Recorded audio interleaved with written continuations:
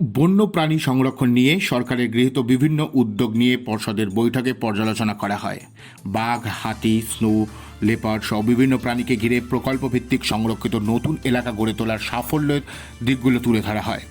দেশ জুড়ে এই প্রথম নদীভিত্তিক ডলফিন গণনার রিপোর্ট প্রকাশ করেন প্রধানমন্ত্রী। এতে দেখা যায় দেশে মোট 6,327টি ডলফিন রয়েছে।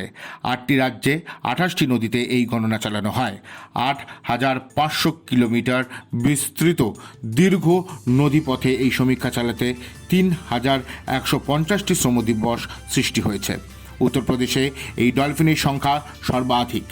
এর পরের স্থানগুলিতে যথাক্রমে রয়েছে বিহার, পশ্চিমবঙ্গ এবং আসাম। প্রধানমন্ত্রী ডলফিন সংরক্ষণে সচেতনতা গড়ে তোলার গুরুত্বের উপর আলোকপাত করে গ্রামীণ এলাকায় স্থানীয় মানুষদেরকে এই কাজে যুক্ত করতে বলেছেন।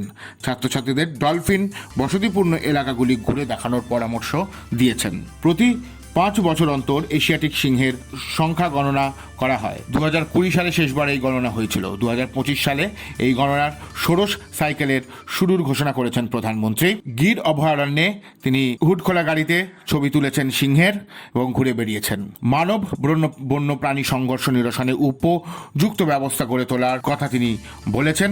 সেক্ষেত্রে তিনি উৎকৃষ্ট মানের wild life institute of India গড়ে তোলার ঘোষণা করেছেন। প্রধানমন্ত্রী দাবানল বা মানুষে পশুর সংঘর্ষ বিষয়টি নিরসনে দূরনিয়ন্ত্রিত ব্যবস্থা, কৃত্রিম মেধা এবং মেশিন লার্নিং সহ ভূসমলয় ম্যাপিংয়ের উপর জোর দিয়েছেন। এক্ষেত্রে ওয়াইল্ড লাইফ ইনস্টিটিউট অফ ইন্ডিয়াকে অত্যন্ত সংবেদনশীল সংরক্ষিত এলাকাগুলিতে দাবানলের ঘটনা যাতে না ঘটে সেজন্য পূর্ব নির্ণয়, প্রতিরোধ এবং নিয়ন্ত্রণমূলক ব্যবস্থা গড়ে তোলার ক্ষেত্রে জোর দিয়েছেন তিনি। প্রধানমন্ত্রী বলেন, সিংহ এবং লেপার্ড সংরক্ষণে গিরের সাফল্য অনস্বীকার্য।